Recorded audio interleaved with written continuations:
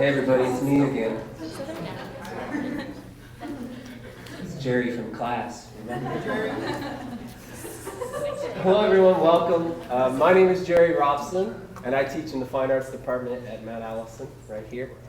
Welcome to our very first Visiting Artist Talk of the year, and of our newest Visiting Artist Program.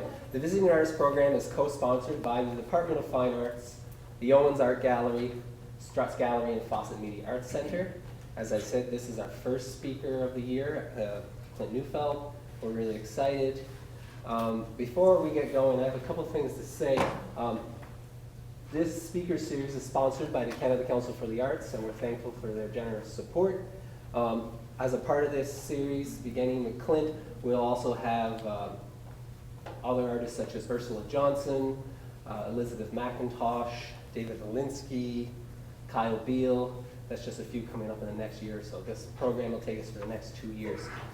I also want to remind everyone, although things are kicking off here tonight with Clint, officially tomorrow, a handmade assembly starts here in town. Most of you know what this is. You can get the programs right up here.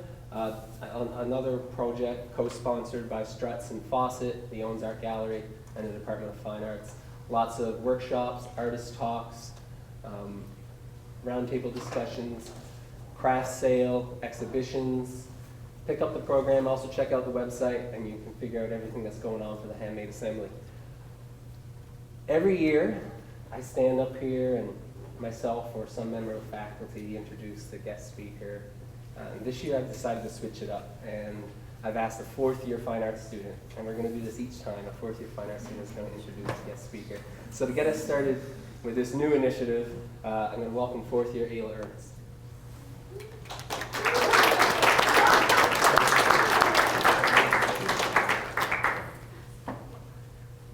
Clint Neufeld was born and raised in small town Saskatchewan. Prior to pursuing a career in art, Neufeld spent 3 years with the Canadian military, which included a deployment to former Yugoslavia in 1994. In 2006, he completed his MFA at Concordia University. He now lives and works on an acreage near the town of Osler, Saskatchewan. As writer and curator, Jen Budney notes, Clint Neufeld's sculptures involve an intricate play between contradictory forms, materials, and purposes. For the last few years, Neufeld has been working with the most Saskatchewan of forms, engines, excavating buckets, and other mechanical devices that are employed with great frequency throughout the province. Yet, unlike the real objects, Neufeld's sculptures are not made with industrial materials. Rather, they are lovingly handcrafted from such substances as porcelain and wax. He has been an artist that I have been quite interested in for the past couple of years here at Mountain. Please welcome Clint Neufeld.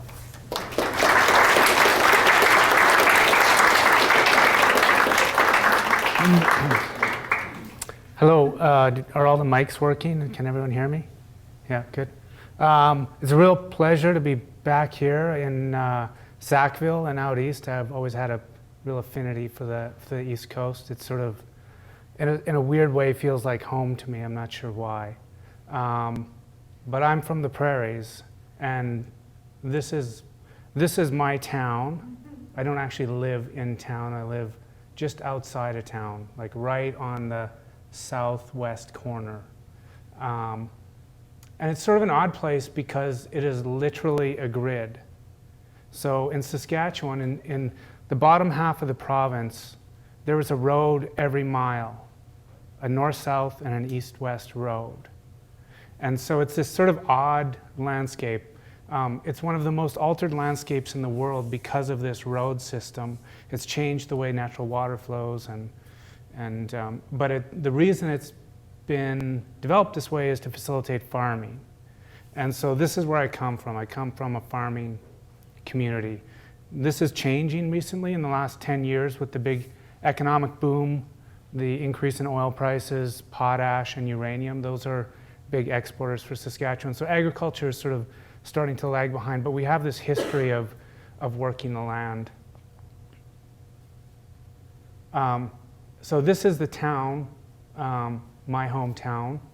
It's like 1,200 people, 4 churches, 1 elementary school, a garage, like an auto mechanic, a gas station, and a general store. This is First Avenue. It's not a terribly exciting place, Osler. This is the one restaurant we have in Osler. And you can see there's a little Swiss sign up there. And that's because about 15 years ago, a Swiss man bought it. Now, Osler is traditionally a Mennonite community. And there's a whole cuisine that sort of surrounds the Mennonite culture, which is what is their bread and butter. They serve pierogies and farmer sausage, and everyone who goes in there regularly orders that. So when this Swiss man bought it, he started introducing these Swiss dishes. And it was great, but he had to keep the Mennonite dishes, otherwise he would have lost a lot of business. So he made this weird fusion. In Toronto they would have called it a fusion restaurant. In Osler, it's just called The Restaurant. It's actually called The Osler Restaurant. So here's the same restaurant, and the thing I really loved about this place was it used to actually physically be connected to the welding shop until there was a fire, and then they had to split them. This is a friend of mine, Brad Banman, and he was the welder in the welding shop. He owned that place. And the reason I'm including him is because he gave me keys to his shop when I was an undergrad student. I would go in there and I would ask him questions, and he would say, like, well, just take the keys and come at night and do whatever you want. And he had all kinds of machinery. And I said, like, is this okay? He's like, yeah, it'll be fine. Don't worry about it. Okay, so in the evenings I would go in and play around with this industrial tooling with no one around for, telling me what's safe and what's not. But these are the kind of people you find in these communities. This is inside the restaurant, the Osler restaurant. And the table there is called the farmer's table. And it's always been there as long as I can remember. And it's a gathering place in town. And it's specifically set up at the entrance of the restaurant so that when farmers come in off the fields or out of the dairy barn, they don't have to change their clothes. They can just go and sit down, and whoever's there is there.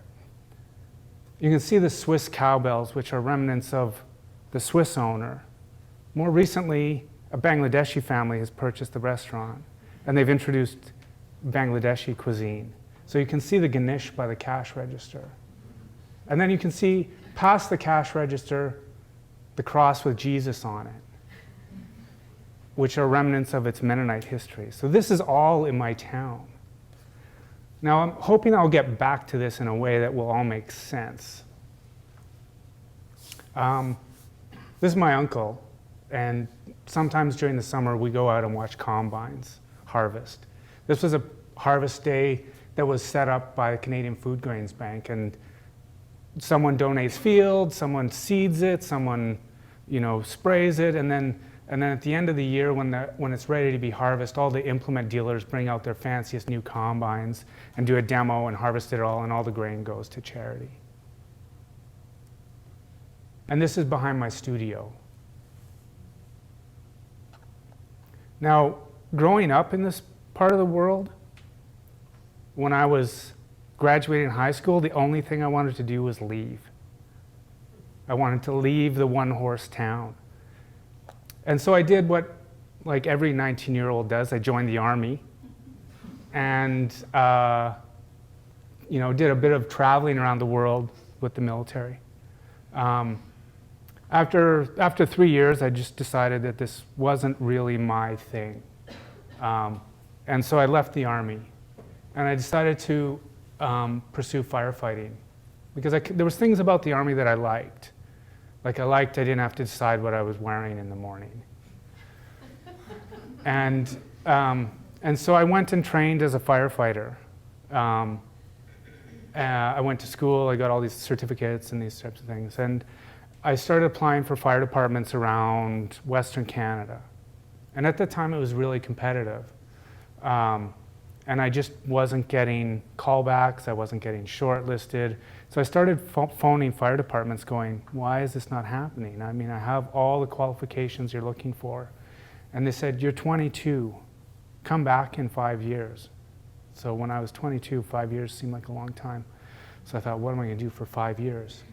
And so that's when I decided to go to university, because applying for fire departments, if you have a university degree, it's sort of an added bonus. It sort of moves you up the scale of being potentially hired. So I thought, I'll go to university and get a degree. I did horribly as a student in high school, and so I really struggled with what should I take. So I finally ended up deciding on fine art, which was a really bizarre choice. And I think the only reason I did it was because I liked drawing when I was in school. And so that's what I did. And so I went to the University of Manitoba and did my first year there. And it was a really interesting sort of time for me, because I had no sort of interest in fine art prior to this. I didn't go to galleries, my family was not into the arts. And so going to fine art school, all of a sudden I was like, this is fine art? This is awesome. And the reason I thought it was awesome is because these were materials that I could relate to. I could relate to the way in which these materials relate to the space and relate to people's bodies. They were materials that I was familiar with working with. I did a lot of construction. I like this idea that you didn't have to be an expert in something in order to make art.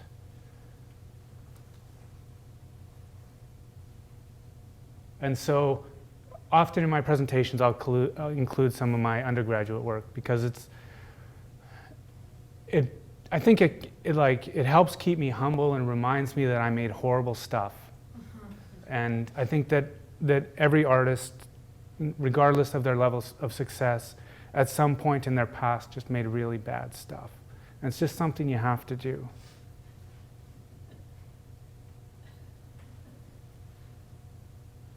So this was, I finished my BFA at the University of Saskatchewan in Saskatoon, and part of their program was you had to do a BFA exhibition. So this was part of my BFA exhibition, which was just a beam that I had found that I had sliced and then used this sort of contraption to bend it, to force it into an arch.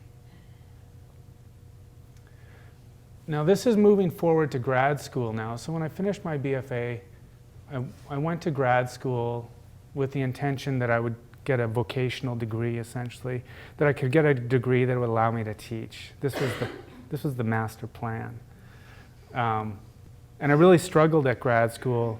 My undergrad I found relatively easy, because I always looked at it as each class you'd be presented with a problem, right? Make a sculpture as big as your body, or do a painting only using blue, or whatever the assignment is. And so I was really good at solving those problems.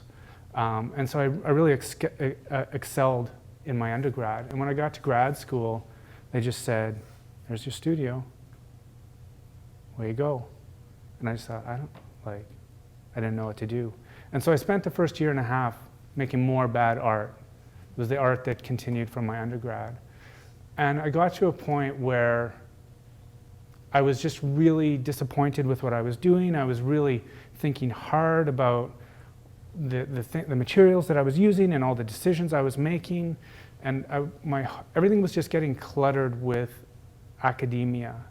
Especially in grad school, you're reading philosophy and art theory, and I was just like, it was like just pushing down on me. And so at a certain point, I just thought, I'm going to abandon this all, and I'm going to go back to the things that I knew. And the things that I knew were working with my hands.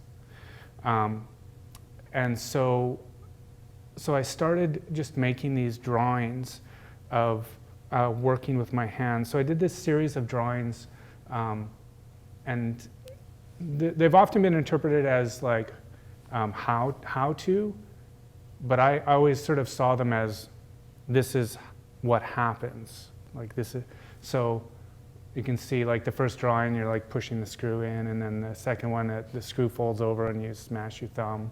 and then you just like finish the work.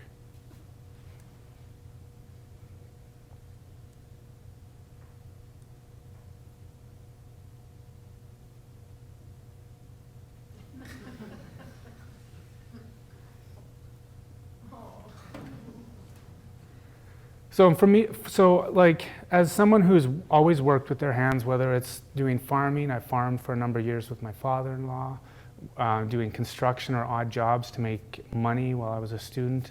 I always worked with my hands, and those are just always things that happen. And as someone who works with your hands, you don't think about it, you just do it, and when it happens, you get the Kleenex and the electrician's tape, and you tape it up, and you just, you keep going. But it was this moment of understanding that that series sort of was this like sort of mediated impulse to do something. I didn't know why I wanted to make those drawings, and I didn't know what it was, like how they fit into my practice or how they fit into a larger art historical context, or it was just something that I thought I should do this. And I did, and they turned out quite well. I was quite happy with them and quite happy with the response. And so from there I moved to this other notion of, I was just thinking about this idea of the things that I work with. And the S-wing framing hammer, for anyone who has done or does construction, is a beautiful framing hammer. And it's got this really particular aesthetic. You can pick it out from a million hammers. It's an S-wing framing hammer. And so I've had one for a long time. And so I decided I wanted other people to see the beauty that I saw in it.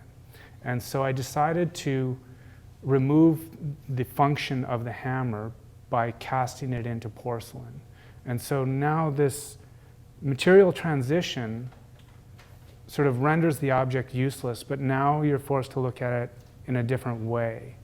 And so I did this whole series of porcelain hammers. The one thing I didn't know when I started doing this, because I don't have a ceramics background, was when you make things, you're supposed to fill a kiln up. So I'd done all these hammers, but it wasn't enough to fill a kiln up. And so when I went to fire them, they're like, oh no, you got to do some more stuff. This isn't enough. So I was really sort of struggling with like, well, can't we just put stuff in there? I don't know. And it has to be the same type of clay body and all this kind of stuff. So anyway, one day when I was walking through Montreal, I saw this excavating bucket, and it had these, it had teeth on it, and they're called wear parts because they're parts that come off the tip of the bucket that when they dig, these are the parts that engage with the ground, and after a while they wear out and they take them off and they put new ones on. So anyway, I did a series of these bucket teeth, and there was a moment during my midterm critique where we had someone come in, I don't remember who it was, and they said, oh, these are really beautiful, but no one knows what they are. And I said, well, that's not true. I said, if you operate a backhoe, you know what these things are. And he just said, oh. And I thought, oh, this is an interesting moment, this like insider, outsider, who knows and who doesn't, and who, like, the person who was giving the critique was involved in the fine arts world, but was not involved in the construction world. And the person in the construction world is not, and so it became these weird bridge link kind of things. And I thought, oh, this is something that's interesting. And so here's the bucket that I ended up producing as a result of these teeth. So this is made out of wax. So it's this really sort of translucent,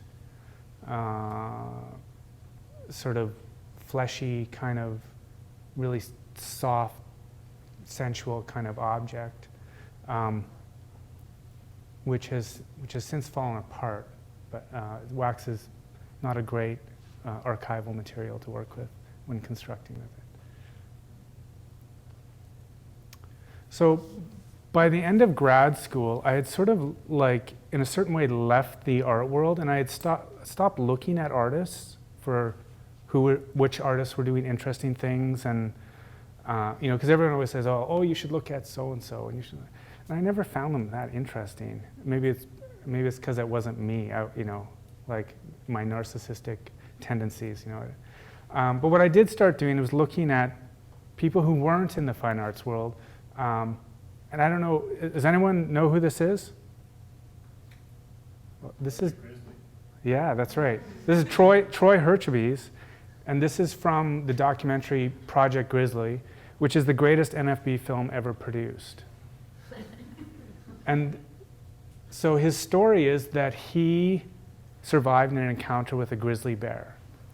And since then, he has been manufacturing his own bear-proof suit because he wants to be attacked by a grizzly bear and survive.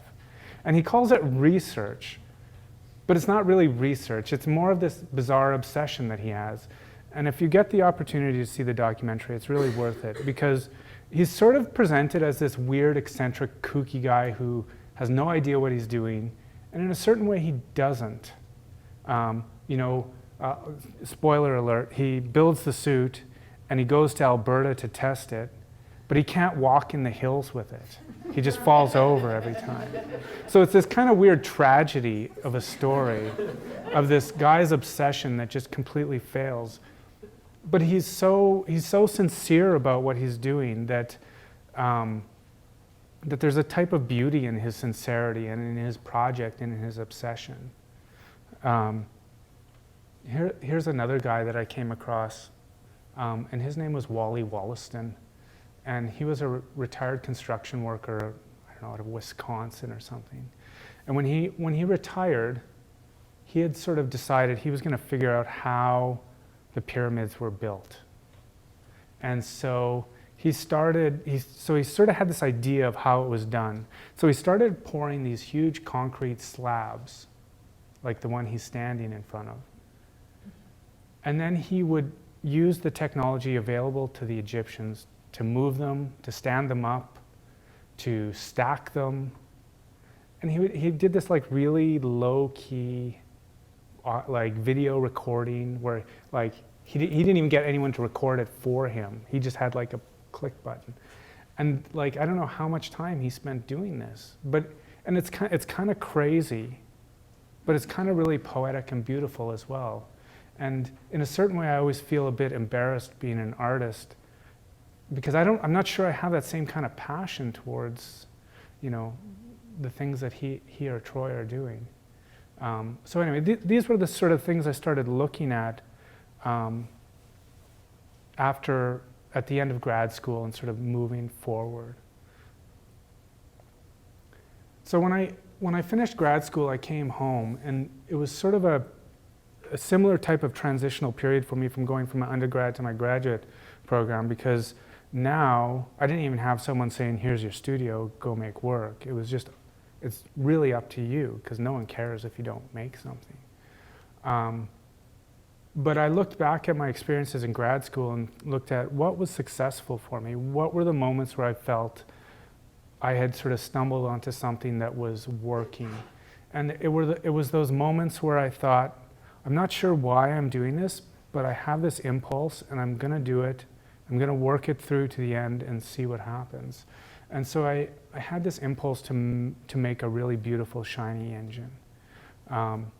And I think that it can sort of be contextualized within, my location, and it's often been contextualized within the context of notions of masculinity.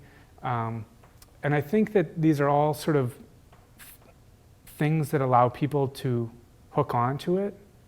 And I think that sometimes I'm guilty of doing that as well, because it's an easy way of sort of engaging or explaining or writing a grant or writing, a biography, So in a certain way, I think that it can be all those things, but I think that the further I've got from producing these things or the longer I've been doing it, the more my understanding of the work that I'm doing is changing.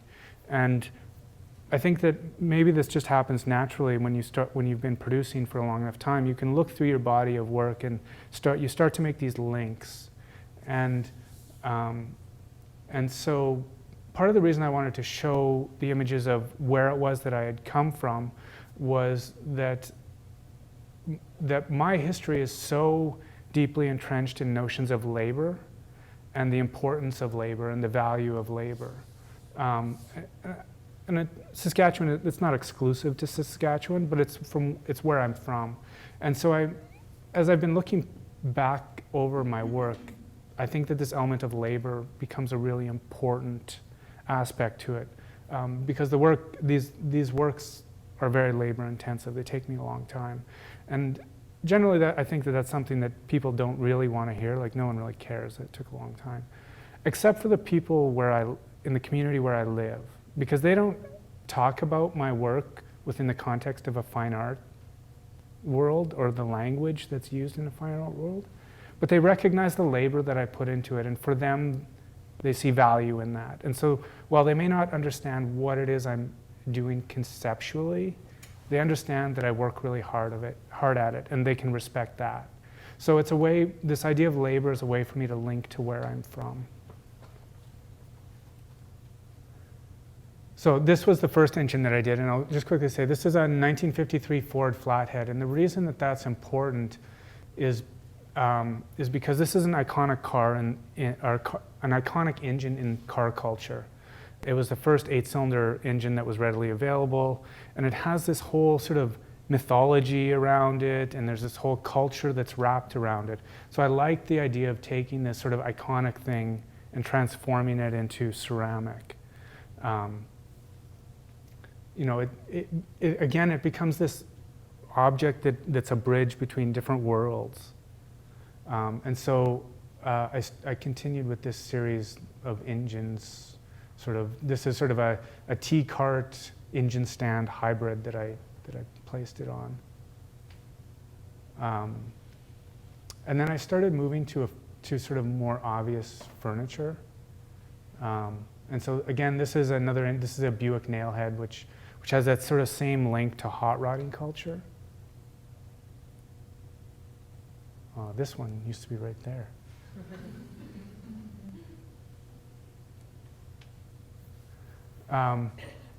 And so as I was producing these things, I had to go to auto wreckers to get the parts I needed for them. And it was really interesting because I'm not a car guy. I don't come from a car culture family. But I have a friend who is. And so he would take me to these auto wreckers. And it was a beautiful blue sky. And so I just took this picture. And one of the things I realized is that through sort of presenting my work in different venues across the country, that often in places like Montreal and Toronto, people see these as junkyards. They're like environmental sort of, places of environmental degradation, oil spilt on the ground. But to the people in the car world, this is just a field of potential. And I really liked that sort of divergent understanding of this space. And so I think that my objects also become these objects of potential, depending on who's looking at them. They become catalysts for memory and for nostalgia and for all types of things that I had, that I had never expected that they would be. Terrence Hoole told me they were post-apocalyptic, which I thought was really funny. So here, just moving on to more ceramic objects. Again, this was one of those objects that I found this old boat motor in an antique shop, and I just thought it was really beautiful, and so I just wanted to take it home and do something with it. But it was a really sort of sad object because it didn't run, and I thought, oh, it's really beautiful. It should run, but I couldn't get it running, and so sort of like drooped it over this ottoman thing. And then I did this whole series of transmissions as well. There's sort of these like cake-like phallic architectural objects, these sort of interesting forms. And they're interesting because in certain contexts they become really abstract, but then I'll have the odd person that will come through and they'll be like, oh, this blow-by tube is in the wrong spot, So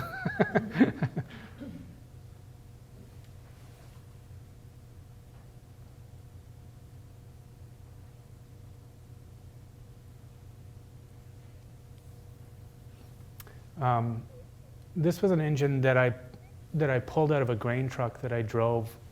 As an undergrad student, I farmed during the summers. And oftentimes farms have lots of old equipment, and they use it until it doesn't work anymore. And so this truck that I drove was, it probably should have been taken off the road 20 years before I was driving it. So at a certain point, it just died. And so I asked if I could take the engine out and cast it. So this one doesn't have the same kind of iconic history link to it, but it has more of a personal link for me. Here's another Buick nailhead. And so the furniture sort of, sometimes it's found, sometimes it's fabricated, sometimes it's found and modified. This was a piece that I built specifically to contour this engine. And then I just wanted to show that because like that's awesome. And that's less awesome.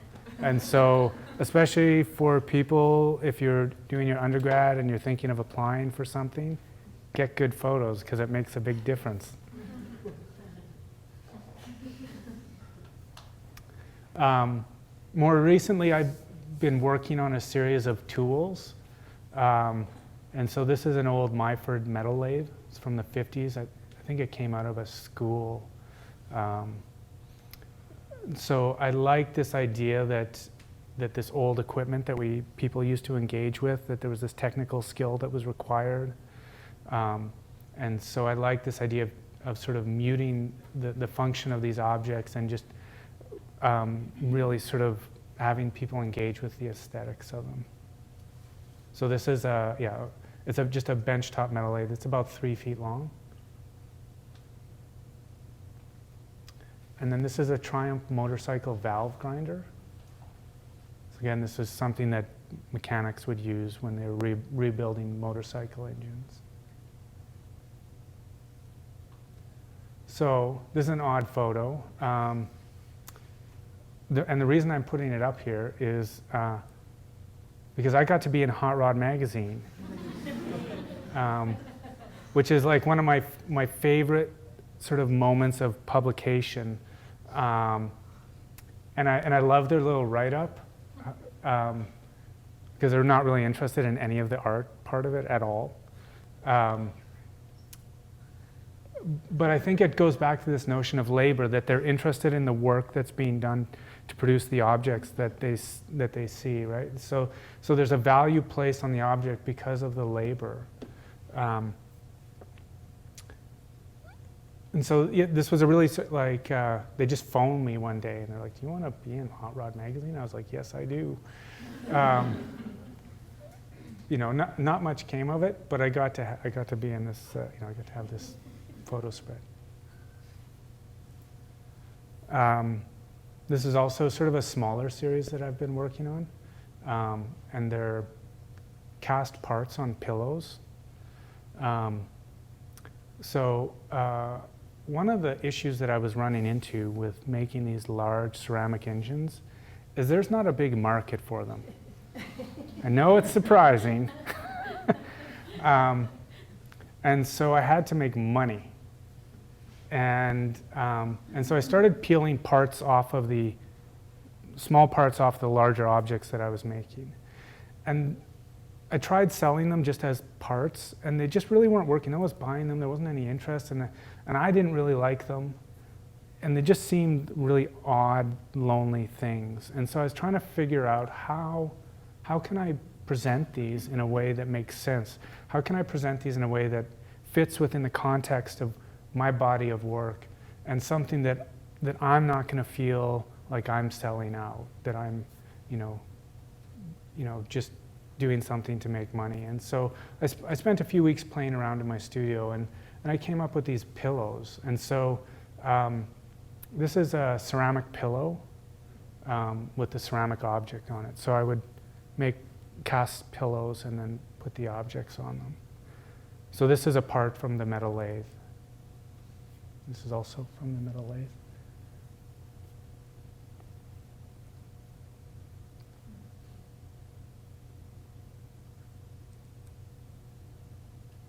So this is one I just finished. It's a turbocharger from a Detroit diesel that I'm working on. So I've got a short video. Hopefully people won't get bored. This is a piece of work. So as I'm doing these ceramic things, they often take a long time. And so during that time, I can do other stuff with my brain because it's not super engaging work that I'm doing while I'm building these things. And so I've started falling back on this idea of sort of just following my impulses and seeing where they lead. And so this is a piece that came out of that.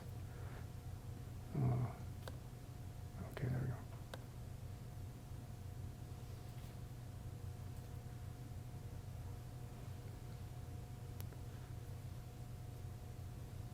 I don't know how to get this thing off. Oh, there we go.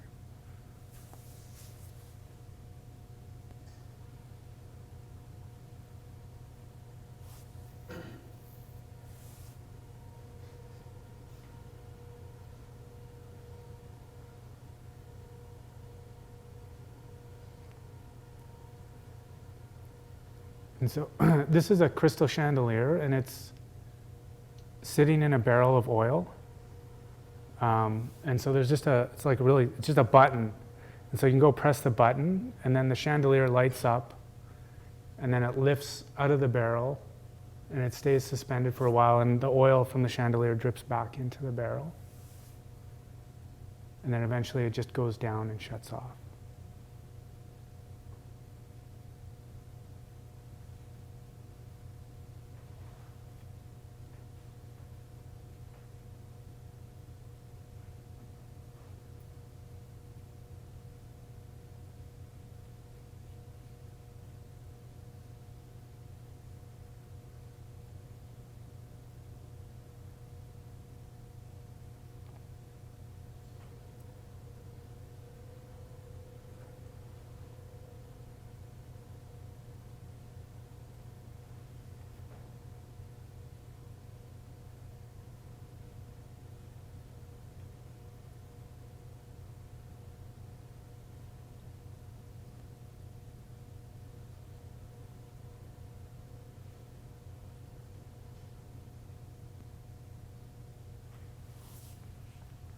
So again, this is one of those things that I'm not completely sure where it's going or what it is or why I did it or what it means.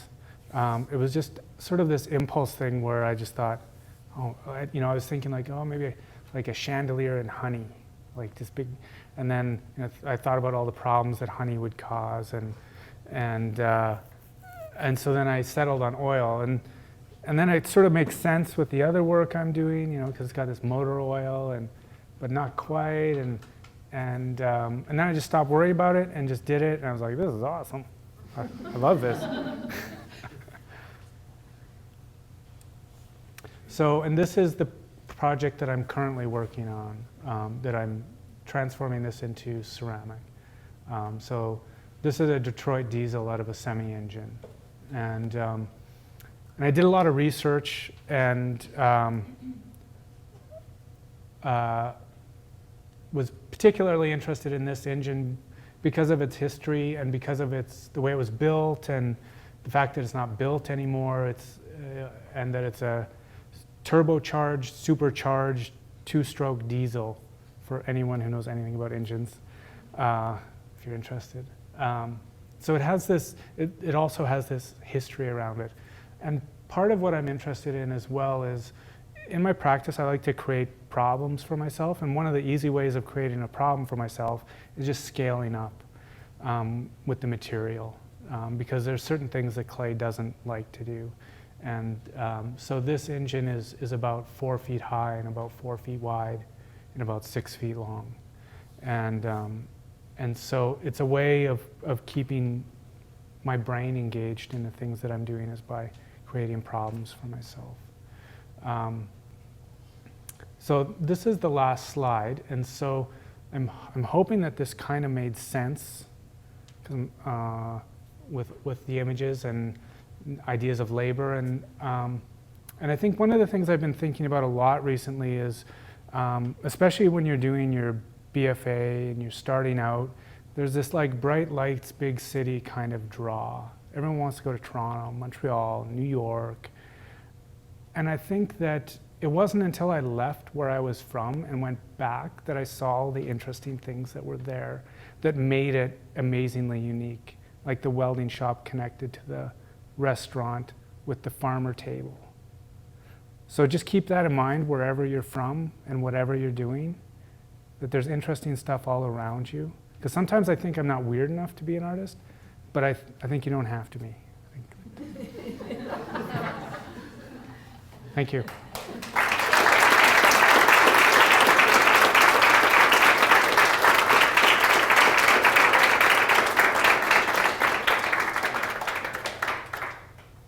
If anyone has any questions, I'd be happy to answer anything. Why did you decide to put granny kind of decals on your stuff? Well, Because it seems to be sort of yeah, one time I was at someone's, antithesis of what right, yeah. I was once told that it was low-hanging fruit, which I kind of liked that. Because I often think that like things are only low-hanging fruit once someone points them out. So I kind of took it as a compliment. But anyway, I think that the reason I was interested in doing that is because these objects so closely replicate the objects that I'm taking them from, that I wanted indicators of the material that they were made out of. And so I liked that it references fine china. That was the intention, yeah. I'm wondering about your use of the furniture Right, and the objects on the furniture, because it works really well. Yeah. I don't know quite why, and particularly the big engine on the settee made me think of a body, and I Right. just wondered, is that intentional, or is that just the way I'm? yeah. I mean, I'll take a certain amount of credit for that, but maybe not entirely all of it. I think that again, part of it, when I started building these objects, it was that impulsive kind of thing. I'm like, I'm going to make a ceramic engine. And I did, and then I made it, and I was like, I don't know where to put this thing.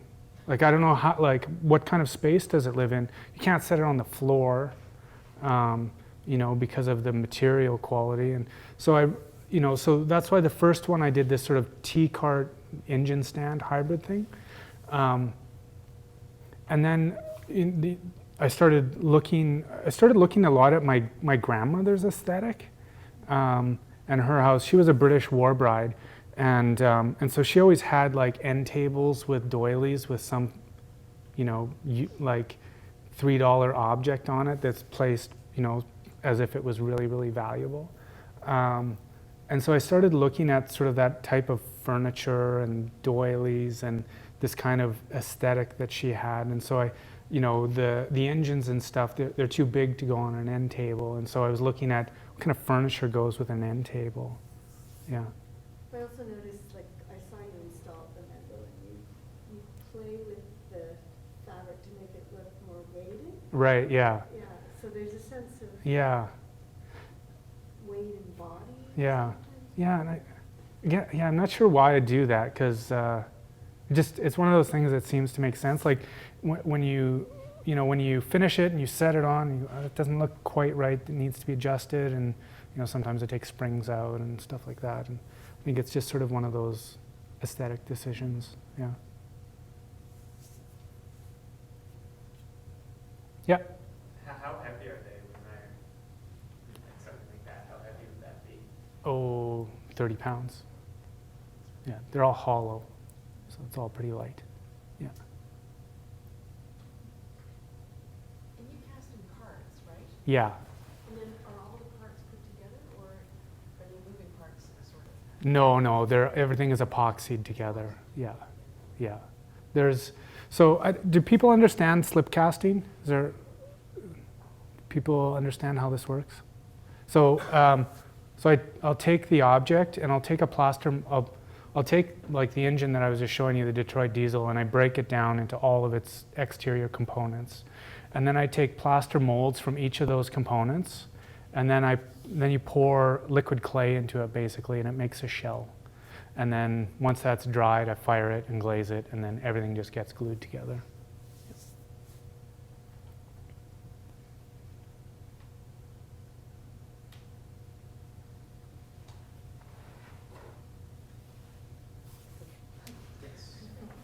You ever very much try to use it? What's that? Like, this is a tool you're explaining. I'm not sure its function or anything, but I would love to grab those knobs and get around. Yeah, unfortunately, you're not the only one. So it does happen where people try to turn things and move things, and then they break off. And usually I can, if it's not, usually it breaks at glue points, and I can just clean it off and re-glue it. Sometimes the ceramic breaks, and then I have to cut off a part and recast. And there's only been once where I've had to something entirely destroyed. So they don't have to buy it. Yeah. That's all the whole. Yeah. Cool. Yeah. I was wondering, just a technical question about how you cast the pillows, Mm-hmm. because you have the weight of. That's right. Yeah. No, it's a secret. No, I don't. It's what I do is I'll take the actual object. So in the case of this object, for example, I had the actual metal object of that chuck, lathe chuck, stock, whatever it's called. So I took a pillow and put that on the pillow, but I first saturated the pillow with resin. So I covered the metal part with just some thin plastic, like cellophane, and then dropped it onto the pillow. And then once the resin hardens, you can take it off and it holds its shape. And then you can cast it. Yeah.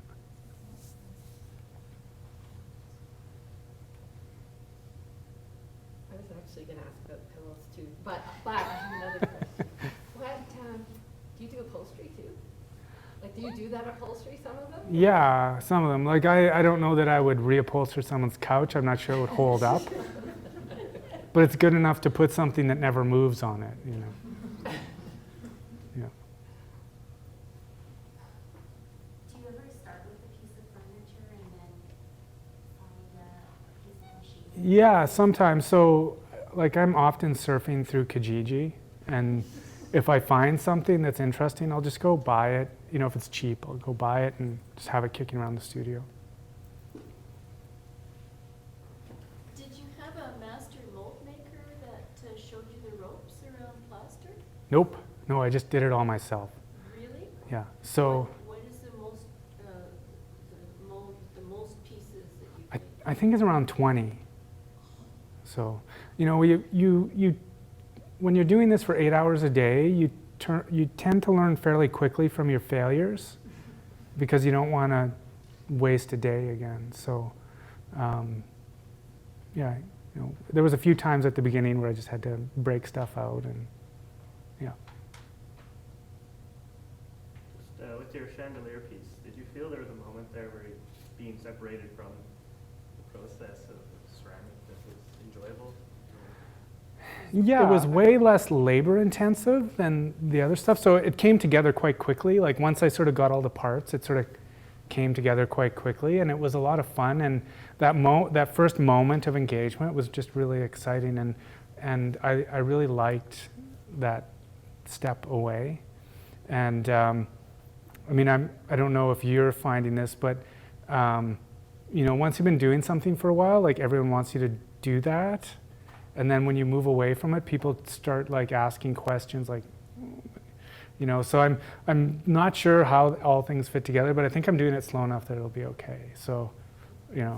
Didn't you do a chandelier, like a series with lights or something flat work? Yeah, I did a series of light boxes, and there was an image of a chandelier, and I've always they've always kind of been a thing with me, because I think like they're really funny, right? Because they're not really that great for lighting, but they're really sort of ostentatious, but they're kind of dated, and so they're these kind of useless, sort of silly things.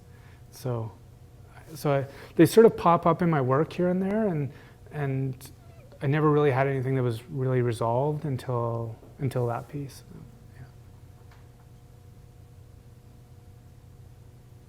Yeah. This is more of a technical question too, but how did you insulate the electronics from the oil? Oh, yeah, good question. Well, I had an electrician build me the control panel because it's got timers and relays and I don't know all that stuff. So this is someone in my community who's been an electrician for 40 years, and he works in all the dairy barns and he just knows everything. And so I explained to him. I was really nervous because when you're explaining stuff like this to people who aren't in the arts, it sounds kooky. It's like, I want the chandelier that goes in there. He was like, yeah, I can do that. So he came over one day, and I was like siliconing all the light joints on the chandelier and siliconing all the electrical components that were going to be submerged in the oil. And he just said, what are you doing? I said, oh, I'm sealing this up because I don't want it to short out. He said, oh, you don't have to. I said, really? Why? He said, no, oil is not conductive. I said, really? He said, yeah. So I cut off the end of an extension cord and put it in a thing of oil and plugged it in. And I was like, oh, yeah, no. And then I just dipped my finger in it a little bit. I was like, you're right. You are right. So it worked out really well that I didn't have to worry about that. Yeah.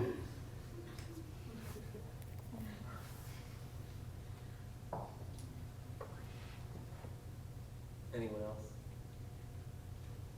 So before we thank Clint, I just want to say that I forgot to mention that Clint will be doing studio visits tomorrow, and the sign-up sheet is at the back. There's still a couple spaces left. Rush back there. But otherwise, thanks, Clint. Thank you.